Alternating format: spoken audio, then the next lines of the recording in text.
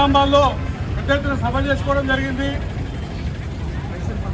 అదే తరుణంలో ఈ నెల డిసెంబర్ 26 తారీఖు నాడు ఈ సంవత్సరం ఖమ్మంలో 5 లక్షల మందితో ఒక బహిరంగ సభను ఏర్పాటు చేసుకుంటా ఉన్నాం. అంతకుముందు రాష్ట్ర వ్యాప్తంగా కూడా 4 జాతాలు 33 జిల్లాలు కలుపుకొని ఖమ్మం పోతా ఉన్నాయి. బాసార్ నుండి ప్రారంభమైనటువంటి ఈ జాత నిజామాబాద్ చేరుకోవడం జరిగింది. ఈ జాతాలో సిపిఐ పార్టీ జాతీయ నాయకులు అజిత్ పాషా గారు, పార్టీ కార్యదర్శి వర్గ సభ్యురాలు, నిజామాబాద్ జిల్లా సిపిఐ ఇన్ఛార్జ్ వర్ష పద్మక్క, రాష్ట్ర నాయకులు భూమన్న విలాస్ గారు, అనేక మంది నాయకులు ప్రసాద్ గారు, ఉప్పలయ్య గారు, వలి ఉల్లా ఖాద్రి గారు, పార్టీ జిల్లా నాయకత్వము వీళ్ళంతా కూడా వేదిక మీద ఉన్నారు. అదేవిధంగా ఈనాడు జాతాలు అనేక మంది ప్రధానంగా కళాకారులు సమయం ఇచ్చి ఈరోజు కళా రూపాలు ప్రదర్శించుకుంటూ ఇలా రాష్ట్ర వ్యాప్తంగా కూడా ఈ జాతాలు జయప్రదం చేసినటువంటి వారికి ముందుగా భారత కమ్యూనిస్ట్ పార్టీ నిజామాబాద్ జిల్లా తరఫున ప్రతి ఒక్కరికి పేరు పేరున విప్లవందనాలు తెలియజేస్తా ఉన్నాను. వేదిక మీదకి పార్టీ నగర కార్యదర్శి ఓమే గారిని రావాల్సిందిగా కోరుతూ, ఈరోజు భారత కమ్యూనిస్ట్ పార్టీ అంటే ఏది కాదు, కార్మికులకు కర్షకులకు సంబంధించినటువంటి పార్టీ. ఇలా భారత కమ్యూనిస్ట్ పార్టీ 1925లో ఏర్పాటు జరిగిన నుండి ఈ దేశంలో కార్మిక వర్గాన్ని ఐక్యం చేయడం కోసం ఏఐటీసీని ఏర్పాటు చేసింది. విద్యార్థి లోకాన్ని ఐక్యం చేయడం కోసం ఏఎస్ఎఫ్ని ఏర్పాటు చేసింది. ఈ దేశంలో ఉన్నటువంటి యువకుల ఐక్యం చేయడం కోసం ఏఎంఐఎఫ్ని ఏర్పాటు చేసింది. అదేవిధంగా మహిళా సంఘం ఎన్ఎఫ్ఐడబ్ల్యూను సిపిఐ ఏర్పాటు చేసింది. దీంతో పాటు బీకేఎంయు వ్యవసాయ కార్మికులు ఐక్యం చేయడం కోసం ఏర్పాటు చేసింది. రైతాంగం సమస్యలపైన పోరాటం చేయడం కోసం ఏఐకేసీని ఏర్పాటు చేయడం జరిగింది. గీతా పన్వార్ల సమస్యలు పరిష్కరించడం కోసం గీతా పన్వార్ల సంఘాన్ని ఏర్పాటు చేయడం జరిగింది. అదేవిధంగా బీసీ హక్కుల సమస్యల పరిష్కారం కోసం బీసీ హక్కుల సంఘాన్ని ఏర్పాటు చేసుకోవడం జరిగింది. దీంతో పాటు దళిత హక్కుల సమస్యల కోసం డిహెచ్పిఎస్ని ఏర్పాటు చేసుకోవడం జరిగింది. దీంతో పాటు ఇలా మైనార్టీ సోదరుల కోసం ఇన్సాఫ్ని ఏర్పాటు చేసుకోవడం జరిగింది. ఇలా 10 రకాల సంఘాలు ఏర్పాటు చేసుకొని ఈ రాష్ట్రంలో దేశంలో ఎనలేని పోరాటాలు, రాజీలేని పోరాటాలు భారత కమ్యూనిస్ట్ పార్టీ చేస్తుందని చెప్పేసి మీ అందరికీ తెలియపరుస్తూ, ఈరోజు ఈ 12 కాలంలో సిపిఐ పార్టీ రాజీలేని పోరాటం చేస్తూ నాడు దేశానికి సంపూర్ణ స్వతంత్రం కావాలని చెప్పేసి అదే తరుణంలో దేశానికి స్వతంత్రం వచ్చిన తర్వాత ఈ మన ప్రాంతాలటువంటి హైదరాబాద్ సంస్థానాన్ని నైజాం ప్రభు పాంచన్ దొరాన్ని కార్మక్తానటువంటి ప్రజలతోటి బంధుకు పట్టించిన పార్టీ ఉందంటే అది కమ్యూనిస్టు పార్టీ అని చెప్పేసి అందరికీ తెలిసిన విషయమే. ఆనాటి నుండి నేటి వరకు అనేక రాజీలేని పోరాటాలు చేస్తూ భారత కమ్యూనిస్ట్ పార్టీ ఇలా 100 సంవత్సరాల చరిత్రను దాటుతూ 101 మైలురాల్లోకి అడుగు పెడతా ఉన్నది. ఈ సందర్భంలో ఈ స్ఫూర్తితోటి సిపిఐ అదేవిధంగా ప్రజా సంఘాల నాయకులందరూ కూడా పనిచేయాలని చెప్పేసి అనేక ఇలా కేంద్ర రాష్ట్ర ప్రభుత్వాలు ప్రజలకు అనేక హామీలు ఇవ్వడం జరిగింది. ఈ హామీల అమలు కోసం మనం అందరం కూడా మరింత చైతన్యమై ఐక్య పోరాటాలు చేసి మన సమస్యలు పరిష్కారం చేయడం కోసం మీరు అందరూ కూడా నడుం బిగించాలని చెప్పేసి మరోసారి మీ అందరికీ పేరు పేరున ధన్యవాదాలు తెలియజేస్తూ, ఇప్పుడు సిపిఐ పార్టీ జాతీయ నాయకులు మాజీ పార్లమెంటు సభ్యులు అజిత్ పాషా గారిని మనం ఉద్దేశించి మాట్లాడాల్సి కోరుతా ఉన్నాను.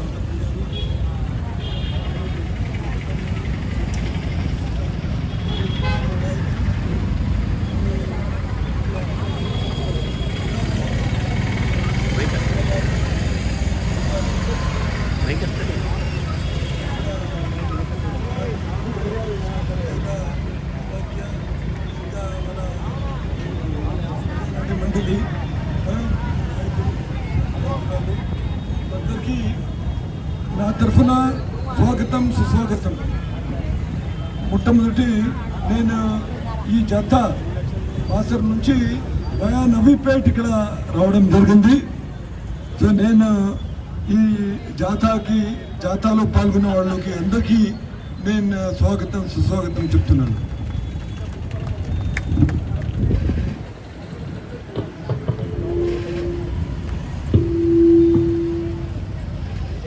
ఈ జాత ప్రత్యేకంగా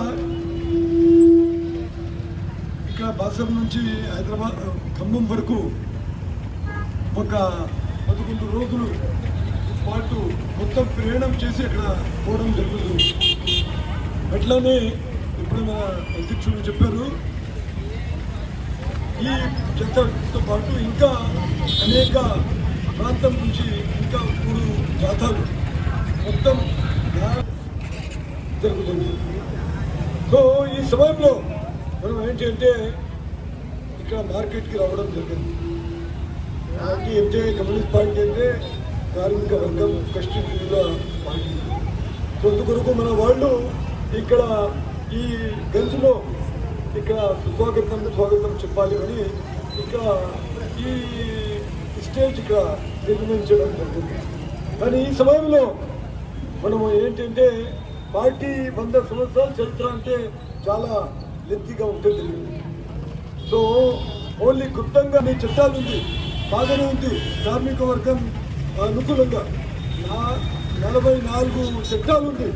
ఆ మొత్తం 44 చట్టాలు భద్రం చేసి 4 బ్లాక్ లాస్ తీసుకుంటుంది. ఈ విషయంలో మన మొత్తం కార్మిక వర్గం ఐక్యమై ఎన్నోసార్లు పిలుపు ఇచ్చి INTU, AITU, CITU, HMS మొత్తం కార్మిక వర్గం కలిసి 2-3 సార్లు హర్తాలు బంద్ పిలుపు ఇవ్వడం జరిగింది. నథింగ్ డూయింగ్, ఇది తీసేయాలి. ఎందుకంటే ఈ బ్లాక్ లాస్ మేము ఎన్నో 100 సంవత్సరాలు మొత్తం ఇది ఉద్యమం చేసిన తర్వాత మనకి కొద్ది అనుకూలంగా వర్కింగ్ అవర్స్ గురించి ఇంకా మన జాబ్ గ్యారంటీ గురించి కొన్ని గ్యారంటీస్ వచ్చింది. కానీ 4 లాస్ వచ్చిన తర్వాత ఇప్పుడు మొత్తం అధికారం ఎవరికంటే యజమానులకి ఇచ్చేశారు. వాళ్ళు ఎంతైనా వర్కింగ్ అవర్స్ పెట్టవచ్చు, ఎప్పుడైనా పెట్టవచ్చు, బర్తరఫ్ చేయవచ్చు. ఇది లాస్ మనకి చూస్తే అనుకూలంగా లేవు. అందుకొరకు మన పార్టీ ఈ విషయంలో చాలా ఉద్రేకత చూపించి నథింగ్ డూయింగ్ ఇది తీసేయాలని చెప్పడం జరిగింది. ఇప్పుడు కామెంట్స్ ఈ 100 సంవత్సరాల సందర్భంలో మనము ఆలోచన చేయాలి. ఎందుకంటే 100 సంవత్సరాలు అంటే మామూలు విషయం కాదు. ఆ సమయంలో కాన్పూర్లో ఈ మన భారత కమ్యూనిస్ట్ పార్టీ ఆ సమయంలో మౌలానా హజరత్ మొహానీ గారు, మౌలానా హజరత్ మొహానీ అంటే చాలా పెద్ద పోయిటే కాదు, ఆయన ఫ్రీడమ్ ఫైటర్. ఆయన వల్ల అహ్మదాబాద్ సెషన్లో ఆయన ఒక రెజల్యూషన్ తీసుకొని వచ్చారు. అప్పుడు ఏంటంటే పూర్తి స్వరాజ్యం ఉండాలి. మన వాళ్ళు కాంగ్రెస్ వాళ్ళు ఏంటంటే తొందరగా పడి ఎట్లయినా బ్రిటిష్ సామ్రాజ్యవాదు ఇక్కడ నుంచి పోవాలి, డొమినియన్ స్టేటస్ ఉంటే కూడా పర్వాలేదు. డొమినియన్ స్టేటస్ అంటే ఏంటి? ఈరోజు కెనడా, ఆస్ట్రేలియా, న్యూజిలాండ్ ఇంకా రాని ఇది పెద్దతనం ఉంటుంది. కానీ ప్రైమ్ మినిస్టర్ ఏ దేశంలో ఉన్నారు ఆ ప్రజలు ఎన్నుకోరు. సో ఈ విషయంలో మేము కాదు, పూర్తి మనకి స్వతంత్రం ఉండాలి. ఈ ఇంగ్లీష్ వాళ్ళు పోయిన తర్వాత మళ్ళీ వాళ్ళది ఈ విషయము ఉండకూడదు అని ఆ సమయంలో ఇదే హజరత్ మొహానీ గారు మన party foundation reception committee chairman, తర్వాత ఆయన ఎంపీ కూడా ఎన్నికైనారు. ఆ సమయంలో అందరూ ఆశ్చర్యం, ఒక ఎంపీ టాంగాలో పోతున్న కార్గిర్ ఉండేది ఆ సమయంలో, అది కూడా షేర్ టాంగాలో ఆయన పోయేది. ఎంత సాధారణ మనిషి అంటే అందరికీ కమ్యూనిస్ట్ పార్టీ ఉద్దేశం అయితే ఉంటుంది. సాధారణ మనిషిగా మనం ఎప్పుడు కూడా ఏంటంటే ఈవెన్ మన ఫస్ట్ చీఫ్ మినిస్టర్ కేరళలో ఆయన సైకిల్లో మొత్తం ఫైల్ కట్టుకొని సెక్రటరియట్ పోవడం జరిగింది. ఆశ్చర్యమైన విషయం కదా.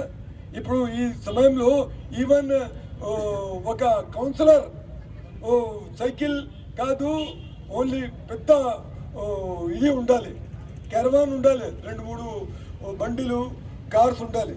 కానీ ఆ సమయంలో ఈఎంఎస్ నంబూద్రిపతి గారు ఫస్ట్ చీఫ్ మినిస్టర్ కేరళ, ఆయన సైకిల్లో మొత్తం ఇది ఫైల్ తీసుకొని ఆయన పోవడం జరిగింది.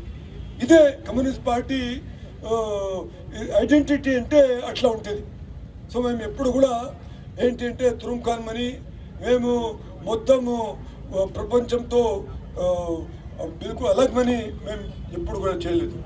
ఇప్పుడు తెలంగాణలో కూడా చూడండి, ఇంకా ఫస్ట్ జనరల్ ఎలక్షన్ సందర్భంలో మన కామ్రేడ్ రావి నారాయణ రెడ్డి గారు నల్గొండ నుంచి పోటీ చేశారు. ఆయన మొత్తం భారతదేశంలో నంబర్ 1, నంబర్ 2 పండిత్ జవహర్లాల్ నెహ్రూ. ఈ చరిత్ర తెలంగాణలో ఉంది. అప్పుడు తెలంగాణ సాయుధ పోరాటంలో కనీసం ఒక 5,000 మంది ప్రాణం త్యాగం చేశారు. ఆ సమయంలో ఆ చేసిన పని ఈరోజు కూడా కొన్ని డిస్ట్రిక్ట్స్లో ప్రతి వాళ్ళు చెప్తారు, ఇదే కమ్యూనిస్ట్ పార్టీ పుణ్యం వల్ల మనకి ఇక్కడ ఈ జాగా దొరికింది అని. కనీసం ఒక 10 లక్షల ఎకరాల భూమి పంచిపెట్టడం జరిగింది. ఇది మామూలు విషయం కాదు. సో ఆ విషయంలో మేము చాలా ప్రాణత్యాగం చేసాము. అప్పుడు బెర్లిన్ యూత్ ఫెస్టివల్లో, ప్రపంచ యువజన ఉత్సవాల్లో కూడా అక్కడ చాలామంది వేరే దేశాల వాళ్ళు తెలంగాణలో ఏం దౌర్జన్యం జరుగుతుంది ఆ విషయం గురించి మాట్లాడారు. సో ఆ సమయంలో ఈ నిజాం పరిపాలన వ్యతిరేకంగా, ఈ రజాకారులు నిరంకుశ ఈ పద్ధతి అగెన్స్ట్గా మేము చాలా పోరాటం చేశాం. అప్పుడు ఆ మొత్తం చరిత్ర చూస్తే చాలా పెద్ద చరిత్ర ఉంది. కానీ ఇప్పుడు చూస్తే ఏంటంటే మేము ఇప్పుడు ఖమ్మంకి ఒక 11 రోజుల తర్వాత అక్కడ చాలా బ్రహ్మాండంగా ఒక పెద్ద బహిరంగ సభ, లక్షలాది, ఒక 3-4 లక్షల మంది అక్కడ వచ్చేస్తారు. మొత్తం స్టేట్ నుంచి, బయట రాష్ట్రాల నుంచి కూడా, ఇంకా బయట దేశాల నుంచి కనీసం ఒక 40 ప్రతినిధులు వస్తున్నారు. వాళ్ళు ఆల్రెడీ కన్ఫర్మ్ చేశాము. ఎందుకంటే ఇది 100 సంవత్సరాల శతాబ్ది ఉత్సవాలు కదా, మన అది ఒక చరిత్ర ఉంది. ఆ చరిత్ర చూసిన తర్వాత కనీసం ఒక 40 దేశాల నుంచి మనకి మెసేజెస్, సందేశాలు వచ్చింది. మేము వస్తున్నాము, అటెండ్ చేస్తాము. మొత్తం స్టేట్ వ్యాపితంగా వాళ్ళు వస్తున్నారు. వచ్చిన తర్వాత ఈ లక్షలాది మంది సెలబ్రేట్ 100 సంవత్సరాలు పూర్తి. ఆ సమయంలో మనం వెనక చూస్తే, ముందుగా చూస్తే చాలా పెద్ద హిస్టరీ ఉంది. వెనక చూస్తే చాలా సువర్ణ అక్షరాలతో మనం రావచ్చునండి. కానీ ఇప్పుడు రాబోయే కాలంలో మనం ఏంటి, ఎందుకంటే ఈరోజు మనం చూస్తే ఈ కేంద్ర ప్రభుత్వం ఎవరి చేతులు ఉంది, వాళ్ళు ఏం వాగ్దానాలు చేశారు యువకులకి, ఇంకా మహిళలకి, అందరికీ, కార్మిక వర్గంకి, మనం అందరికీ అన్ని విషయాలు తెలుసు. సో ఆ విషయాల్లో ఏంటంటే మనము ఇది స్ట్రగల్ చేయకపోతే ఈ విషయంలో ప్రతి విషయం గురించి, ఎందుకంటే డెమోక్రసీ ఉంది, ఆ డెమోక్రసీలో మనం ఏంటంటే ప్రతి విషయం అడగాలి. మనం అడిగి అప్పుడు సమాధానం వరకు మనం ఇది వెయిట్ చేయకూడదు. సో కమెంట్స్, నేను మీ అందరికీ చెప్పేది ఏంటంటే ఈ మొత్తం చరిత్ర చెప్తే ఎన్నో నిమిషాలు కాదు, గంటలు కూడా కావచ్చు. కానీ ఆల్రెడీ మన అధ్యక్షుడు చెప్పారు, టైం చూస్తే 2:33. మీరు అందరూ ఇప్పుడు ఎప్పుడు ఇంటర్వెల్ అవుతుంది అని ఇప్పుడే ఆలోచన చేస్తున్నారు. సో అందుకు నేను అందరికీ, ఈ జత్తాలో పాల్గొన్న వాళ్ళకి, ఇక్కడ వచ్చిన వాళ్ళకి అందరికీ నేను శుభాకాంక్షలు చెప్పి నేను సెలవు తీసుకుంటాను. వర్ష పద్మక్క గారిని మన ఉద్దేశించి మాట్లాడితే కోరుతా ఉన్నాను.